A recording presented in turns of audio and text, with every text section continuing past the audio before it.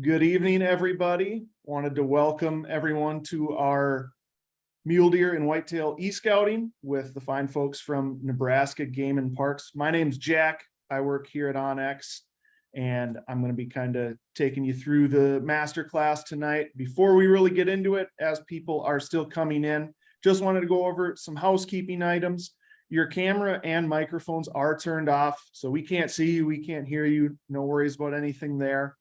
This webinar is being recorded, so if you are not able to stay for the whole thing, you have to duck out early, anything like that, you will get an email tomorrow with the full recording attached so that you can watch the full thing if you miss it, or if you want to rewatch something or send it to a buddy who wasn't able to attend, anything like that, you'll get that tomorrow evening. If you do have any questions, whether they're specific to, hunting in Nebraska, e-scouting, or maybe a regulation or something like that, or if they're OnX type questions, drop them in the chat box, or excuse me, don't drop them in the chat box, drop them in the Q&A box. There are two at the bottom of your screen. The Q&A box is a place to put those. Those are just easier for us to monitor and go through versus the chat. Things tend to get lost in there, just not as easy to navigate. I think that's all the housekeeping for tonight. I see we still have a few people coming in, but I wanted to bring in the folks from Nebraska here. Hunter, why don't you take it away and introduce yourself? Certainly. Hey folks, welcome on in. We're here in the Hunt Nebraska cabin here in Lincoln, Nebraska. My name is Hunter Nikolai. I'm the Hunter Education Coordinator, so I coordinate all of the state mandated hunter education programs and bow hunter education programs with our great volunteer instructors, and also do a little bit on the novice and beginner learn to hunt and what we call recruitment, retention, reactivation side of thing as well. So welcome on in, and I'll turn it over to Hershey here. All right, I'm going to adjust my microphone. It keeps slowly falling down. So I'm going to try to do that. It's going to make a little bit of noise. Yes, welcome. Most folks just call me Hershey. I work as the Hunter Outreach Coordinator for the state of Nebraska. If it goes bang or twang, it's got not only my interest, but I get to dabble in a lot of that stuff, from youth events to adult events, shooting sports, hunting, all that good stuff. So we're going to talk about some fun topics tonight, near and dear to my heart, and luckily part of my job. So fire away. And if I don't know the answer, Hunter is assured that he'll know it. He's the play-by-play guy. I'm just here for color. Well, perfect. Well, before we get into looking at some of the map stuff and some of the scouting, Hunter, you wanted to talk about maybe some of the changes and some of the things to be aware of for folks for this season. Yeah, certainly. And I'll share my screen here, and we can kind of show everybody the one-stop shop for everything deer hunting here in Nebraska. Are you guys able to see my screen now? Yep, we got it. Awesome. So if you visit outdoornebraska.gov/deer, you'll find basically everything you need about deer hunting in Nebraska, whether it be archery, firearm, muzzleloader, access to everything kind of we have to offer for our hunters. But like you mentioned, we did have some deer changes this year, changes to those permit purchase states. So residents now have a 2-week preference and are able to purchase permits for those unit specific deer permits prior to non-residents, and also adjusted some of our quotas just in response to population fluctuations, and just allocating some of those permits more to residents than non-residents. So just some changes. And again, you can find those at outdoornebraska.gov/deer changes. But also wanted to bring this up because it's kind of a good precursor to what we're talking about here today, and which is e-scouting for mule deer and whitetail deer in Nebraska. And kind of what I like to do even before I get to my maps is check out some of the harvest reports that we offer here. So let me see if I can pull it up here. Each year, our big game manager and big game program puts out harvest reports that can kind of help you guide your e-scouting even further and help you refine where you might want to go. If I can find them here. Here we are. So if you're on the deer hunting page, you can find our harvest reports for the past several years, and this year's harvest reports are under our big game section for deer. Just kind of, under our big game recommendations, and our folks are getting that updated as well too. But here you can just view our recommendations, which went through, but also the different harvest data for the unit specific in whitetail versus mule deer specific permit types that just provide you kind of insight into what the harvest percentage is in those units, whitetail versus mule deer, et cetera, and kind of gives you a good starting point even before you get to your maps. And obviously, whatever permit you have will dictate some of that as well. But just a lot of good information there that can also guide your kind of e-scouting venture and really get you started even before you get onto OnX to start marking waypoints and figuring out where you might want to go. Very cool. Anything else that we should know before we jump into the map? Hershey, you want to cover our season dates here real quick? Yeah, we can definitely do that. One of the things you can find on our website, obviously, is our big game guide for the year. And that's one of the easiest ways to do it. We also have our hunting regulation pamphlet on that deer hunting website that Hunter brought up. So we're already obviously into archery season. That traditionally now begins September 1st and runs all the way through the end of the calendar year. And it's a good one. It's already off to a wonderful start. And we're getting some cooler weather now, so we're having even more folks join in on the fun and getting pumped up about it. It can be kind of tough when we set the record at 104 degrees just a couple of weeks ago to be out there in the trees or out in the plains chasing mule deer. But that said, that's obviously going on. Our most popular is our November firearm season, which always starts, for those that want to figure out the formula, it always starts the Saturday closest to November 13th each year. And so this year it begins on the 12th of November and it runs through the 20th. Which is, like I said, one of our most popular seasons to be out there. The entire month of December then becomes our muzzleloader season. So if you want to come out and chase them with the black powder, do that. You've got a whole month to get in there and take advantage of that. Then we have some antlerless only seasons. Usually the late one starts in January, but also in some areas on private land, we have an October antlerless season as well. So plenty of opportunities, plenty of methods of take as well that maybe we can get into here in just a little bit here in the state of Nebraska, because during our archer season, not only can you use compound recurve longbow, but we've also added crossbows to that and hand thrown spear. And yes, there have been folks, in fact, one lady that'll be on our Hunt Nebraska podcast sometime soon has harvested 8 deer with a hand thrown spear. Wow, I had no idea you guys that was legal in Nebraska. Do you know, are there many other states that allow that method of take? I believe there's at least one other. There might have been a couple of others that have come on board, but I think we're only one of 2 when we passed that several years back. So it's not a huge group, but it's definitely a dedicated group, to say the least, out there taking advantage of that. And hey, we provide opportunity. That's what our agency is all about. Interesting. That's awesome. I did have one question for muzzleloader. Are there any, each state's a little bit different as far as what they allow technology wise on a muzzleloader, as far as like scopes and pellets and sabos and things like that. Are there anything, if I'm coming from out of state, anything I need to keep in mind as far as my muzzleloader equipment goes? And you're exactly right. It kind of runs the gamut, doesn't, from state to state. Here in the state of Nebraska, it's got to be at least 44 caliber or larger to be considered within that muzzleloader parameters. We allow telescopic sights on top. There is no restriction to that. However, keep in mind, we're still, right now, everything has to be loaded from the muzzle. That includes the powder, the projectile, and then obviously the cap on the side or the back. But that said, all that has to go through the front end. But there isn't anything about exposed primers. There isn't anything about only black powder or anything like that, or only powdered or anything like that. So yeah, we're kind of right in the middle of that whole thing. Sure. Awesome. That's good stuff to know for anybody looking to take advantage of that season.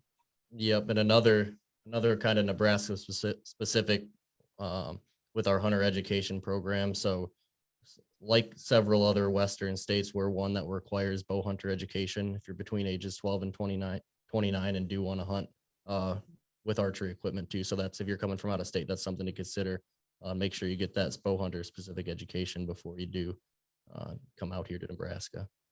And is that something that if I took it in like Minnesota or Montana, for example, there's like a reciprocity there, it would qualify for Nebraska as well? Yep. So as long as it's a bow hunter specific course, we're reciprocal with some of those other states. I'm not sure. Are we letting Kansans in? Is that?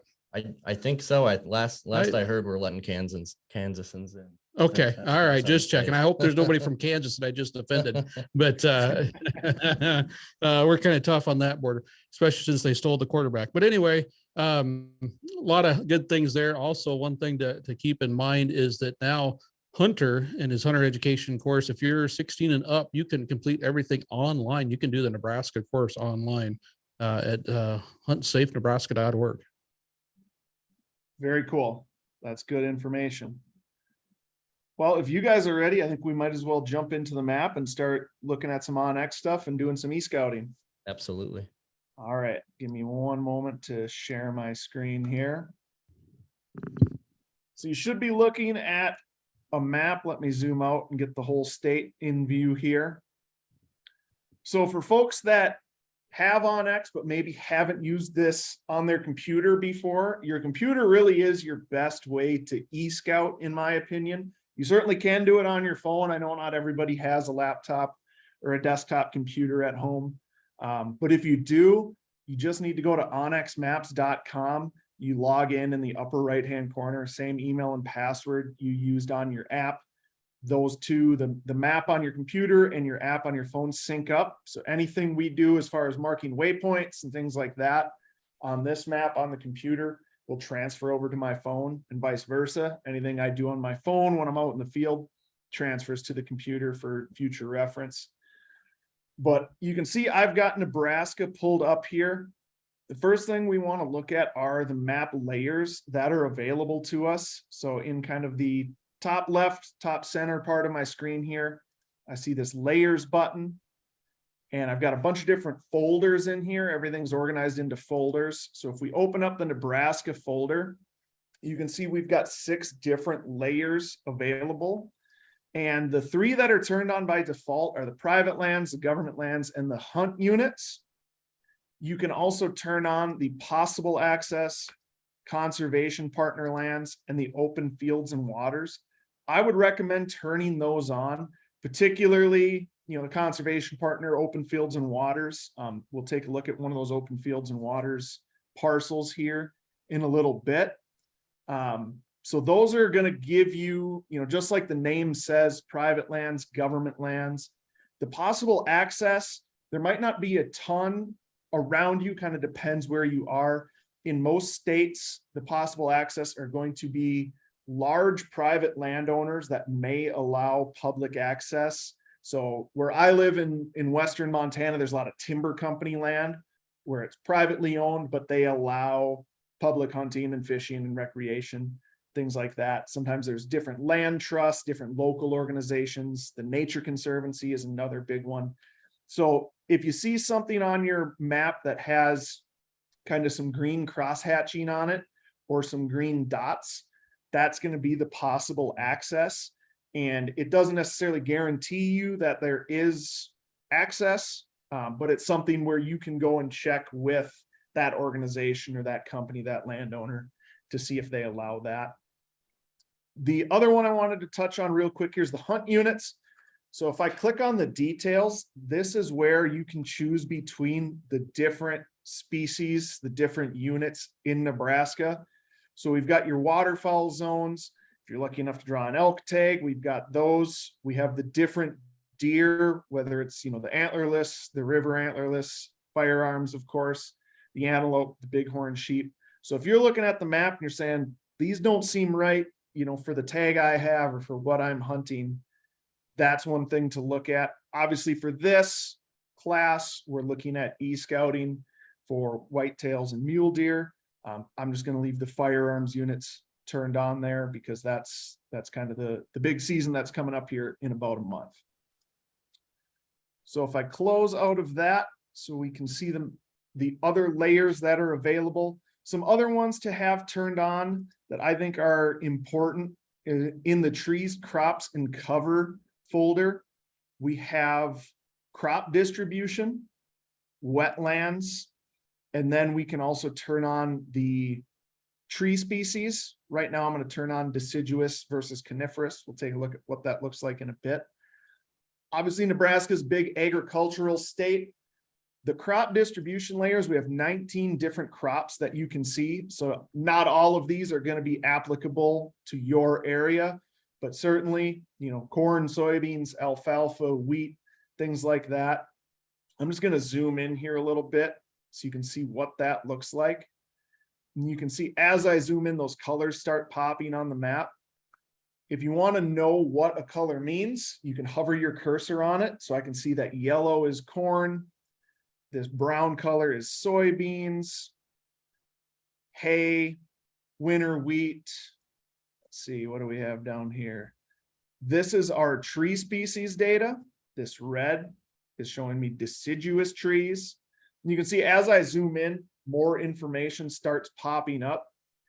Each one of these pixels, we call it. Let me see if I can find a good, clear example of a single one.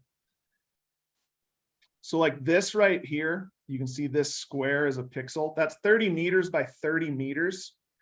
So whether it's crop or trees, it's telling you what the predominant either tree type or crop is for that 30 by 30 square meter area. So in an area where it says deciduous, does that mean there's only deciduous trees there? There could be some coniferous trees mixed in. It's telling you the predominant. Obviously, if you've been out, very rarely is there only one type of tree species across a whole area. There's a mix. And getting back to the crop data, this is data from last year. We get it in the winter. So they're doing kind of the flyovers and the surveys right now. So this is 2021 data, but you can still use this if you know the crop rotation in your area. A lot of places, and gentlemen, jump in here if I'm wrong. I know a lot of places, corn and soybeans, it's like an every other year thing. So if this area was soybeans last year, obviously you might want to go by and ground truth it and check out for sure, but I would bet it's likely that it's going to be corn this year. That's what a lot of farmers are on that rotation. If I find an area that's, let me see, winter wheat, that may still be winter wheat this year. In my area, Montana, there's a lot of alfalfa. That typically doesn't change too often. So if you kind of do some research and know what your crop rotation, what that structure looks like, you can still use this data, even though it's from last year, to kind of get a good guess of what's likely to be planted in an area this year. So we're going to get in, I can see we're in, let me zoom out a little bit. We're in the eastern half of the state. We're looking for a whitetail spot. This is a place I've never been to. I'm not, if this is your spot, I'm sorry, I'm not trying to hot spot or anything like that. We just picked one of these open fields parcels at random to just kind of highlight that. So you can see I've got this kind of black border with red dots in it. That's going to be the Open Fields and Waters program. So that's a private parcel that's enrolled in that. This would be a spot I may be looking at to go do some deer hunting in. I can see there's some CRP that's been planted here. Otherwise, I can see this field was soybeans last year. Would guess high likelihood it's corn this year. So Hunter, if we were looking at this spot, is there anything that stands out to you or anything that immediately jumps to mind as, hey, this is where I should check out? Yeah, I mean, immediately kind of see a tree line, a lot of edge. It almost looks like a creek running through there, just the way it's running through there. So you've got water, and especially in a year like this year in Nebraska, where we're in kind of heavy drought. I always, when I'm scouting and e-scouting, I think, what's the limiting factor in this area? It looks like there's plenty of food in Nebraska. There often is plenty of food available for those deer. But in a year like this year, I think, if you can find a spot with water and food right next to each other, you're off to a good start there. And then with these Open Fields and Water program lands, I don't know that we mentioned it before, but these are private properties that the Nebraska Game and Parks works with, offers incentives to open their land to hunting and fishing and trapping as well. So always be sure to double check and make sure those lands are still in the program. But if it's listed on here, you're off to a good start, and just double check on our site and make sure that's the case. But yeah, Hershey, you're looking at this and you're seeing, looks like Oak Creek running through there. Some nice open areas on the surrounding along the edge of the field there. And if you scroll down just a little bit further south there, anytime you get some of those creek streams coming together, obviously that kind of is a spot that catches my eye really fast. And if you've got some CRP not far from that can make some wonderful bedding areas here in the state of Nebraska, especially here on the eastern side. Yeah, we think of whitetails just like a lot of others, a critter of the timber, but they are really of that edge. And here in Nebraska, they get used to and can adapt pretty well to those grassland situations as well. Water, we're going to say that a whole bunch, folks. Write that down. Find water, especially in some of the dry spots. The other thing to do is take a peek and maybe layer some of this with some of the other stuff you can do online. Find where got a little bit more rain than we have elsewhere. But I got to tell you, I love this idea of the crop thing, because I used to sit down, draw out my hunting areas and say, all right, what are those 4 components a deer needs? Food, water, shelter, space. All right, I've got that covered. But, where is that food? Where are those bedding areas? Where's that shelter that they're seeking during the day or when they bed down and have to get away from those young bucks that are chasing them in November time frame? And I'd actually kind of draw that out. All right, here's food. Here's their shelter. Where's the trails through there? Where are they connecting? And find as many of those as we can go. And you guys kind of have done that now for us on OnX, showing where that food is, taking out a lot of that, as well as deciduous and the coniferous trees there. Because I can guarantee you there's some spots in there where there's cedar trees someplace hidden amongst those oaks and other hardwoods. And boy, those make great spots here in the state of Nebraska. Now, if you can find a little topography, which you can do on OnX as well, you can find out on those chilly November days or December, if you're out with a muzzleloader, are they facing south, or can they get to a spot where the blocked from the northwest winds that usually prevail during that time of the year, catch some sun and be near not only just a little bit of food perhaps, but that cover as well. While you were talking there, I turned on the hybrid base map here so that you can see those topography lines. And then for the folks watching at home, you can also see that really pops up those waterways. So if you have either the hybrid or the topo map on, that's really the way to go to find those blue lines, to be able to find those creeks a lot easier. It doesn't show up on the satellite map, so you've got to have the hybrid or the topo. The hybrid's what I use most of the time, because you get the topography, like Hershey was saying, you can see, all right, where are the slopes, where might they be bedded? When we get farther west here, we might be looking for some different terrain features, different, finding a glassing knob, looking for saddles, things like that. Super helpful to have that turned on. What else am I forgetting as far as, what might we be looking for? Obviously, you're going to want to get boots on the ground, and take a spin around this property probably, versus just picking a spot on the map and setting a stand up.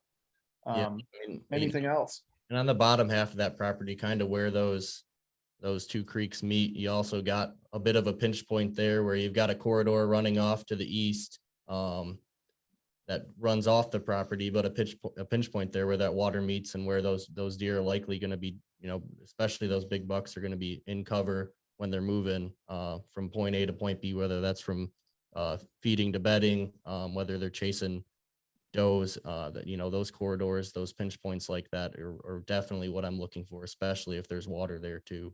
And you can see it drops down into a little creek bed there too. So, they're lower, they're out of sight, right where you want to be. And I'm also looking at neighboring properties too, because their deer probably aren't going to spend their entire lives just on this. Let me see how many acres. If I click on the map, it's about a quarter section, so it's 157 acres or so. They're probably going to move around. Looks like the neighbors have a pond here. That might be something to factor in as well. If they're going there to get water, this creek like you said, it's a real dry year. Some of these creeks might not have a whole lot of water in them. Maybe something like this pond is holding the predominant water and is drawing more deer. This kind of area of the property might be a spot to key in on. Yep. Yeah, and I don't know if this property has quite the hidden spots there. I mean, obviously there for a lot of deer hunters, we see certain areas and just like we start drooling over them. This is just ideal habitat. Well, if you're doing that, you know that everybody that passes by or sees that spot does the same thing, and it's going to be pretty popular if it's a public access area. So find some of those other spots where others might not do that same thing. Deer are going to spread out. They're going to respond to some of that pressure, especially all of a sudden when we see hunters moving into the field. They're going to move out to some of these other areas. So even towards the top of that, where they can move across to the north, get across that road into the next property or something like that. Just fence lines, things like that are something I love that you can pick up on OnX and take a peek at. It might be that maybe not where you're going opening morning, but come second or third day where they've responded to some of that pressure, that old buck's going to sneak up around into some of that, what we might call even marginal habitat. Yep. I absolutely think, Mm-hmm. for me, when I'm e-scouting, top of mind, where can I hunt with my permit that I have, first in mind, but second in mind, where am I going to go that I might not see other hunters? Where am I going to go that's going to be off the beaten track a little bit because of that factor, because there likely are during the firearm season going to be other hunters in the woods, whether that's on the property you're on or neighboring properties moving deer around. And how can you find a spot that maybe is a little bit further in, off the road, off from the parking spot? A lot of the properties in the eastern half of Nebraska that are public hunting access are smaller parcels. So those spots might be a little bit harder to find. But certainly something to consider when you're looking at, when you're considering all those different factors that you're thinking of: habitat, pressure, access, things like that. I think that's one of my top ones is what is that pressure going to look like? What are other hunters thinking like, and how can I maybe think differently? We kind of all conjectured into one point or where those creeks met, and other people are probably thinking that too. So it's good to think like that, but it's also good to think a little bit outside the box too. Yeah, that's kind of the double-edged sword of OnX. It seems like that now that everybody has access to some of the same information, you're almost scouting other hunters as much as you're scouting deer and trying to figure out, all right, this spot is probably a place somebody's already found. Where's a spot that I might be able to get to that has some unique access or maybe requires a little bit more effort?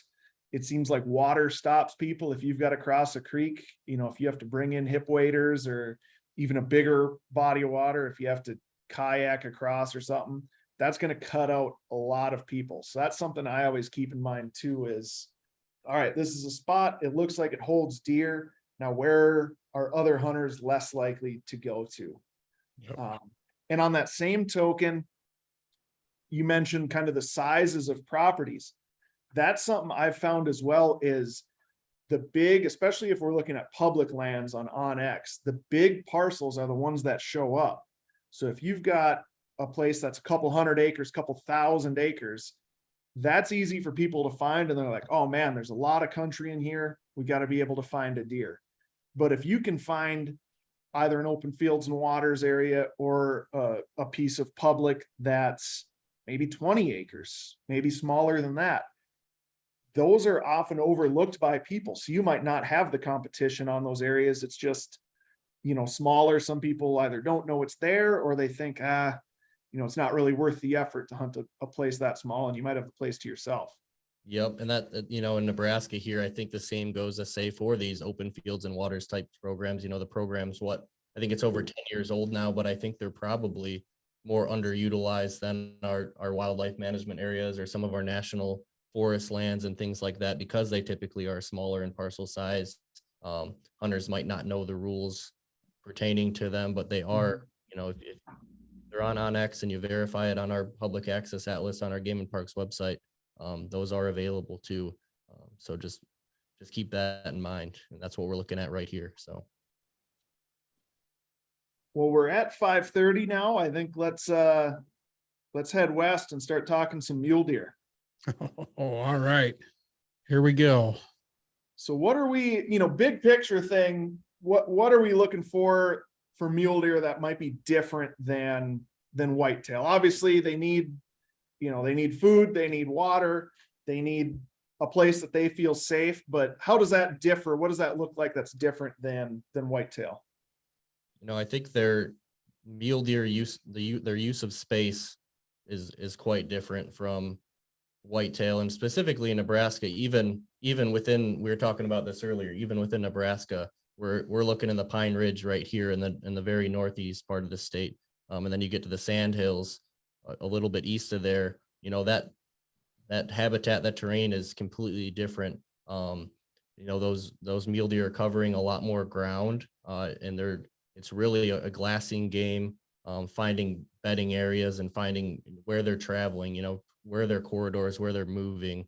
And I think using that into play more so than whitetail, where it's, a lot of people it's more obviously more common to spot and stalk mule deer in Nebraska than it is to spot and stalk whitetail in Nebraska. And I think your techniques are going to change a little bit as a result of that space difference in what they utilize. Completely agree. Obviously, we're even a little bit drier out west, so otter's going to be a big thing, but mule deer are a little bit more adapted for finding it and knowing where it is. More springs out in the Sand Hills that Hunter brings up, we're right on top of the Ogallala Aquifer out there, so any small dip sometimes is all they need.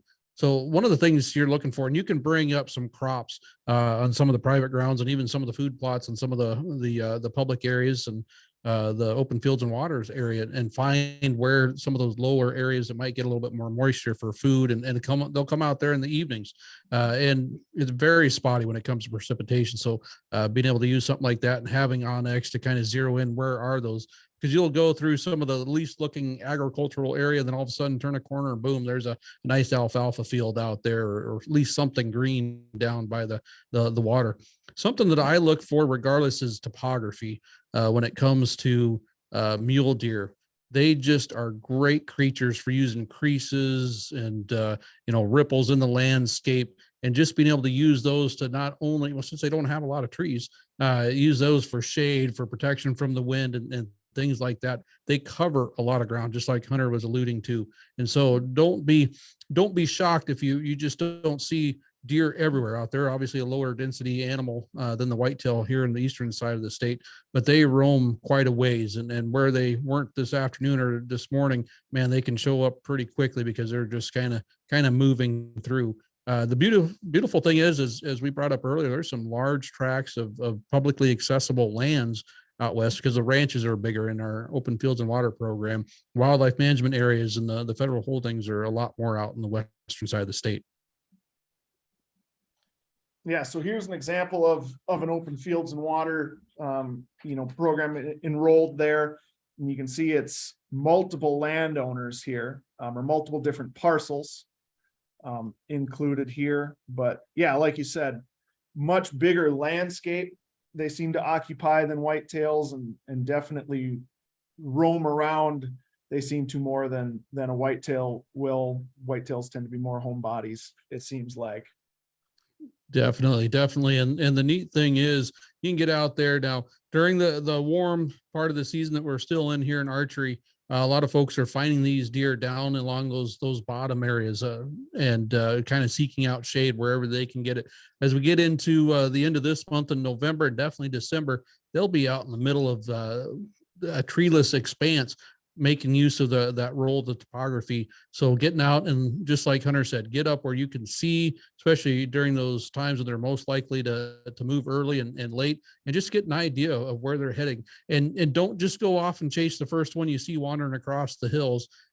Make a note of it, mark it on OnX, so you have an idea of where to reference and start the hunt if that's when you decide to pursue.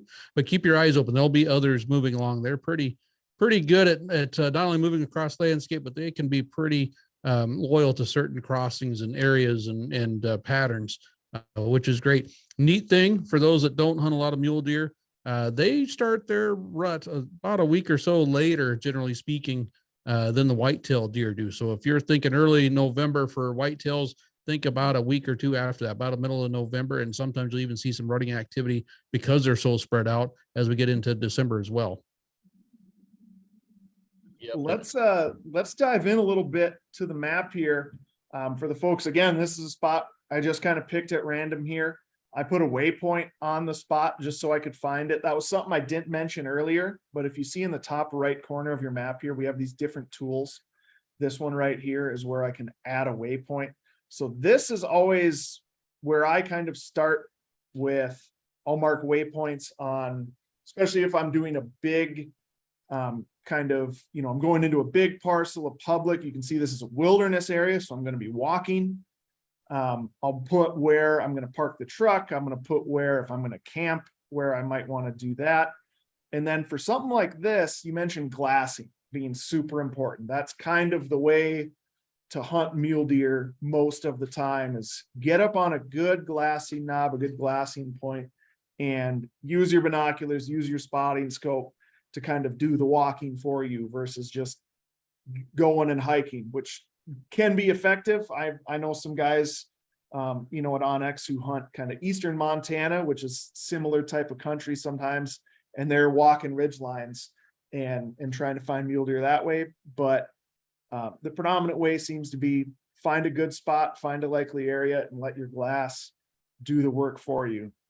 Yep. So- And when I scouting out west and kind of the expanses, your access roads are going to be less. Your distance walking in are going to be further. So I like to use those hunt map layers to locate roads, to locate those different access points, identify those, and then from there look out how far am I willing to travel, and you even use the distance tool to say, hey, this looks like a good spot. How far will walk in is this going to be?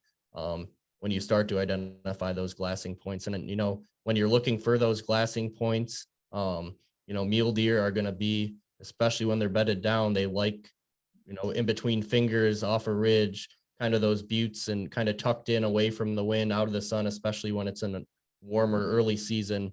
They're going to be tucked away. So you can even use the wind feature to identify what the wind is now and set it to your what wind is good for that spot glassing. So when you get out there, you've got your glassing points picked out where you're going to be looking. You can say, oh, the wind's good for this point, I'll go there first. And I don't know if you want to show any of those features there, but also, yeah, I was just going to jump in. I went into the 3D map here. Super helpful for this type of hunting, especially if you're not super well practiced with topographic maps. The topographic map, you can see those contour lines and still kind of pick out the ridges. But we've got this sweet 3D technology nowadays. We might as well use it. So what I did here, for the folks wondering how I turn that on, this base map button in the lower right-hand corner is where you can toggle between 2D and 3D. And then I can take my mouse and I can right click and I can bring it down flat.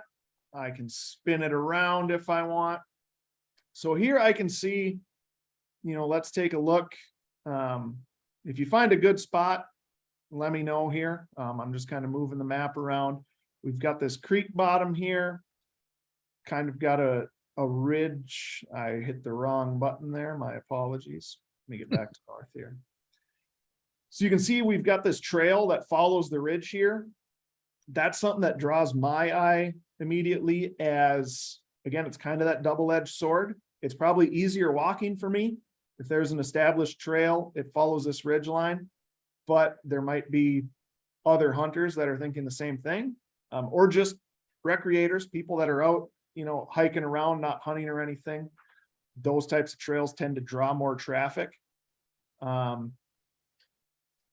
And I think what you mentioned earlier about what's on the neighboring pieces of property can be huge as well. Because if that's a main ridge coming off their property onto where you're able to hunt, that can be big. Any of these that really look wrinkly always catch my eyes because, like I said, I think a lot of folks, especially from the east side of Nebraska and further east, we're the first state you get into that you can hunt mule deer as you're heading west across the U.S. And so when you get into this country, it's really easy to think, oh, this is just going to be like whitetail deer hunting, and it's not. We get a lot of folks that are just shocked. We have no deer in Nebraska. There are no mule deer. I don't know what you guys are talking about. Why you sold me a permit? There are no deer. And you find out as you're walking out of the woods in the evening, they're everywhere. They just know how to get into those little wrinkles and disappear. I would probably say that it would shock us all to know how many times hunters were within rifle distance of a deer during their 3 or 4 day hunt here and never knew it because of those wrinkles and how they just hide in amongst those ridges. Yep, and kind of on the top left of your screen there, you've got some fingers coming off of that leftmost ridge there. You know, mule deer like to bed up in some of those fingers where they can really get tucked in under some of those buttes and rock cliffs and overhangs. You know, those are spots I'm looking for. You know, you've got a main ridge with a trail or no trail, but you're walking across and you see those cutouts where the topography creates those little almost bowls, kind of crescent shaped bowls. And mule deer will tend to get into those. Yep, and exactly. And especially where they have access points to a creek corridor or a deep valley, and they can have a quick escape route. So that's probably a spot I'm looking for to set up in glass. And then from there, you know, wind direction, cloud cover, sun direction is going to play a big factor. Time of day, once you get boots on the ground out there, have, you know, a handful, if not, you know, 10, 20 points identified before you even get out there that, hey, if the conditions are right, I'm going to glass at this point. The wind direction from this direction is probably a good glassing point. You know, morning versus evening. Sun's in the south. A north facing slope is going to have shade, and the wind's coming from the south, so they're going to have protection from the wind as well. And putting those factors together, and OnX also has some of those features that help you see that too. Now, if we could get OnX to actually go in and do a ground layer on soapweed, or what the rest of the world calls yucca, that would be really helpful in mule deer country as well, because you get a bunch of those together, and the deer, especially a clump of them, it can provide them a lot of protection, a lot more than you realize, and they just disappear. Even those antlers sticking up out of those soapweed plants or around them, just, you know, blend in pretty easily. So, Well, I'll submit a request with our mapping team. See please if they do. do some digging and see if that data's out there. If it is, they'll be the ones to find it and get it in there. There you go. I just asked for a percentage of the royalties. I think there's something we could do. So while you were talking, I just threw a waypoint on here as, you know, maybe a potential glassing spot for the folks. That's kind of another pro tip, is all of these waypoints, you can customize them. So when I marked that one, you saw I named it glassing spot A. I might have A through M or even more, because I might get up here and say, it really doesn't look as good as I thought it did, or maybe we sit there for a day and don't see anything. You want to go to plans B, C, and D.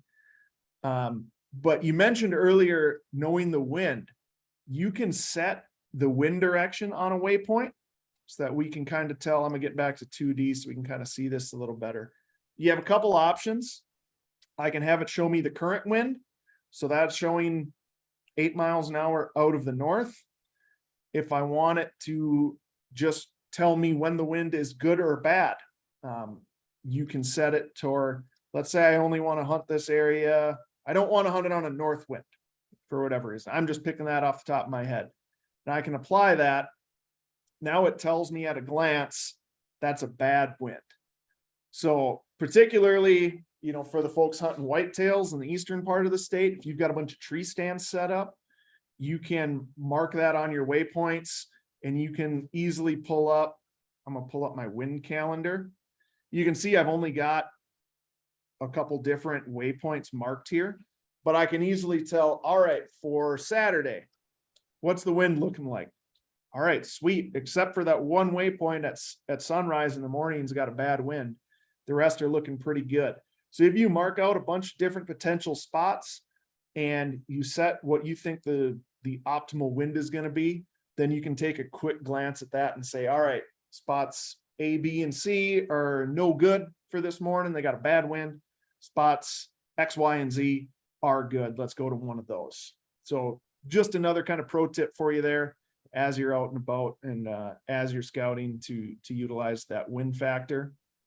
Yep, that's an incredible feature that, you know, like you said, you can use in the tree stand hunting whitetails, or out when you're glassing, when you're stalking after you make a spot.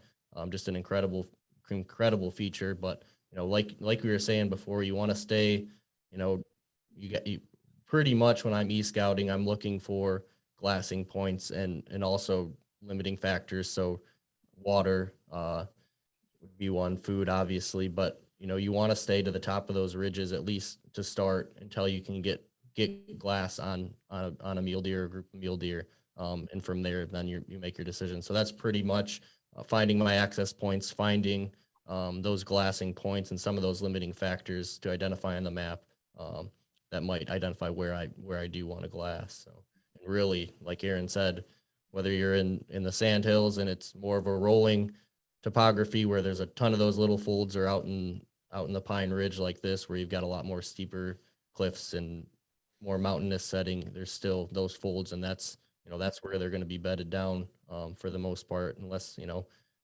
they're right in the rut and they're moving and you get lucky. And one other tool I wanted to mention on the waypoint is this radius option as well.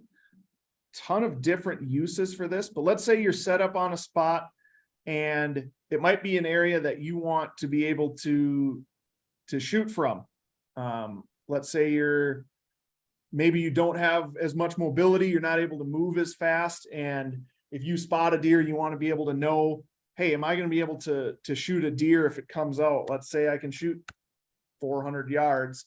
I can mark a radius on that so I can see, all right, if something comes out, I can kind of use my binoculars to pick out, hey, this creek bottom, hey, that's within range for me if something pops out.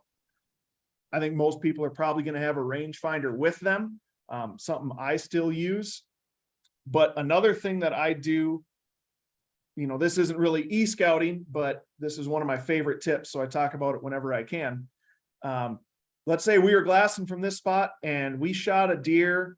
Let's say it was down on this ridge. So I ranged it and I knew that it was exactly, let's say 225 yards.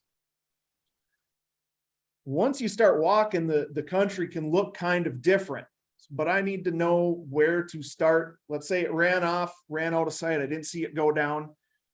I can mark this radius at 225 yards. That's going to show up. You can do this on your phone as well. Obviously, you're probably not going to be toting your computer with you out when you're hunting, but I can mark this and say, all right, 225, it was somewhere in here, so that when I get going, I can see, all right, I'm getting close to where it's going to be. Now I know I'm in the general area to start looking for blood, versus if you don't have that, you're still able to find it, but you might have to do a little bit more walking, a little bit more searching. This can kind of key you into, all right, I'm somewhere in this area. I'm in the right general area to start. This is also something, should have mentioned it when we were talking over in the East as well. If I'm setting up a tree stand and I know my archery range is 40 yards, I can set this to 40 yards and see, all right, this is, the area that I can cover. If I want to be able to shoot to a certain feature, maybe I need to set my tree stand somewhere else. A lot of different uses for this.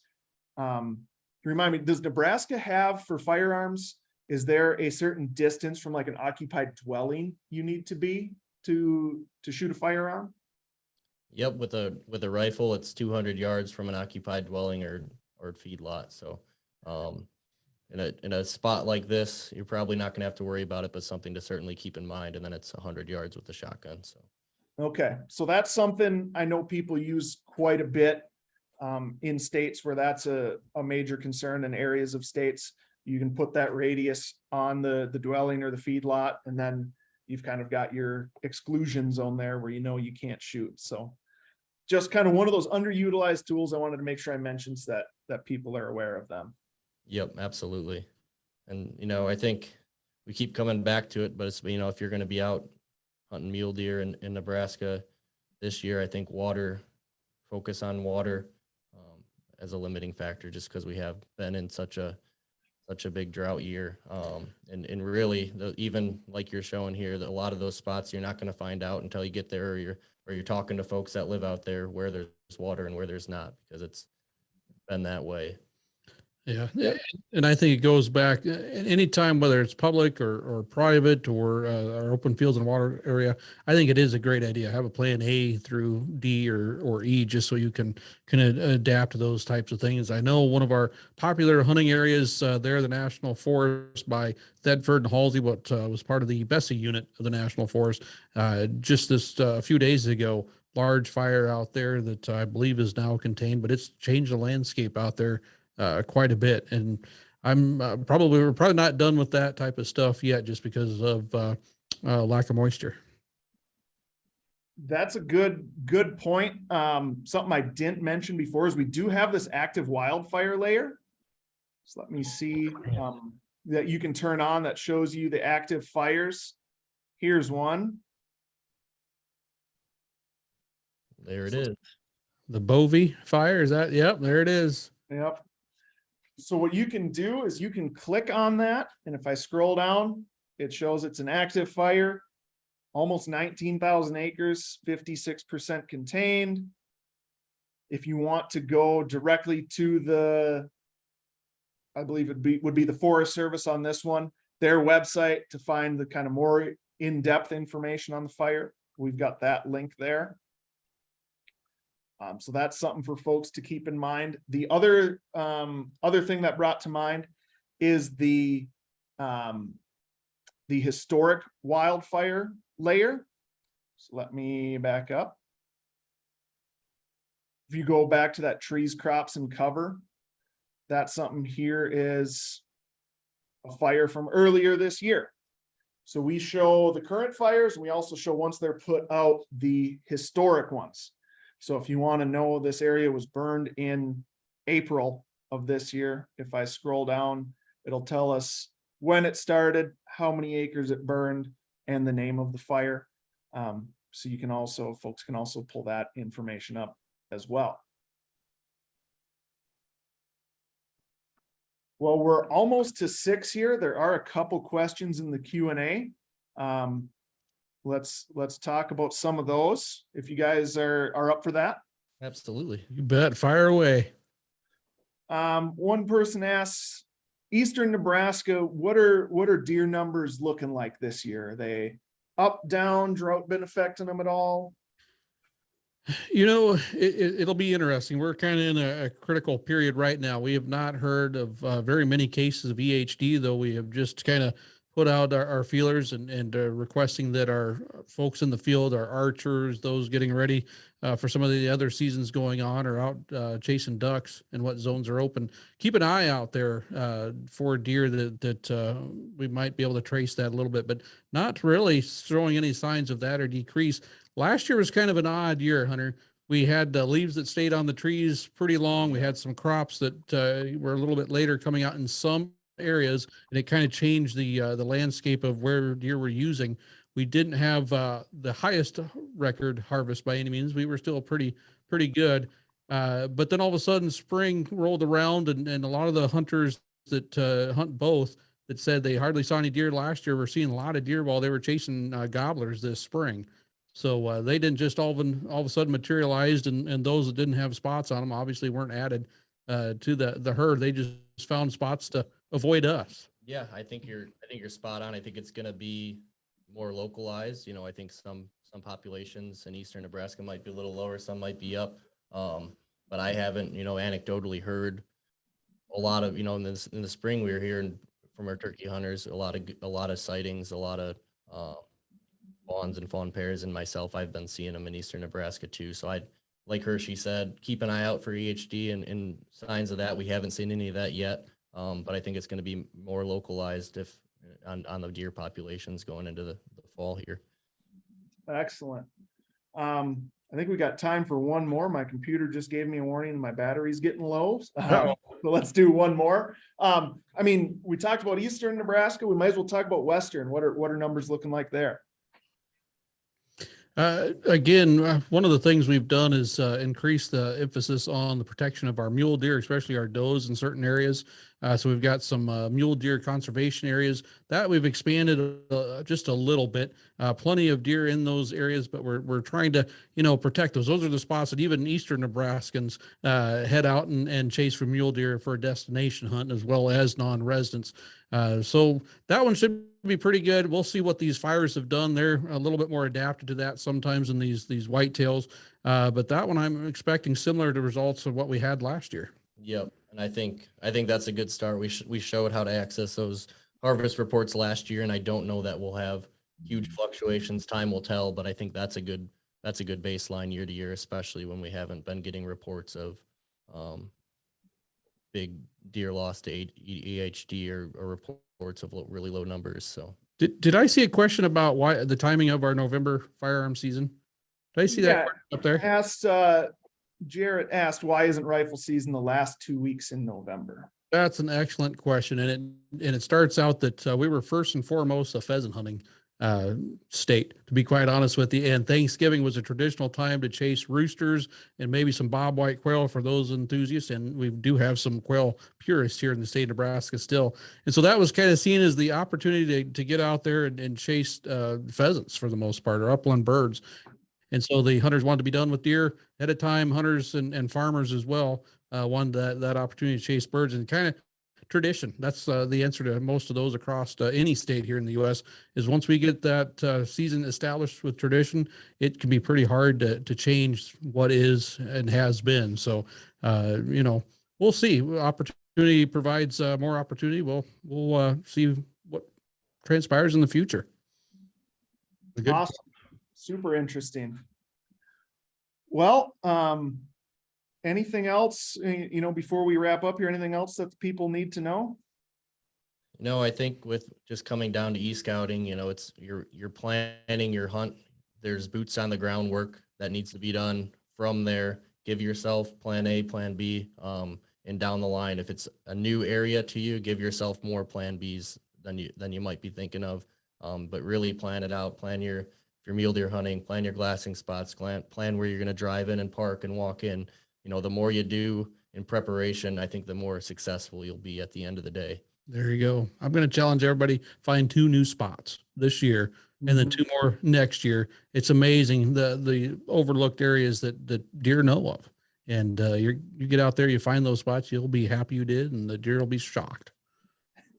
Yeah, you saying that rings true for me. I've had times where I've gone out and been like, this is the spot, and you go there and there's either a bunch of trucks parked or it doesn't quite look as good in real life as it did on the computer, and then I'm scrambling. It's always nice to be just like, all right, on to the next one. There you go. Yep. Have options. All right. Well, thanks, gentlemen, for joining us. For any of the folks still on, thanks for sticking with us tonight. Again, you will get an email of this video recording sent to you tomorrow, so you can review it if you want, and then we'll also have it up on the YouTube after a little while here. Thanks for putting it on. Yeah, glad to be a part of it. You're welcome. Thanks, everybody. Have a good one.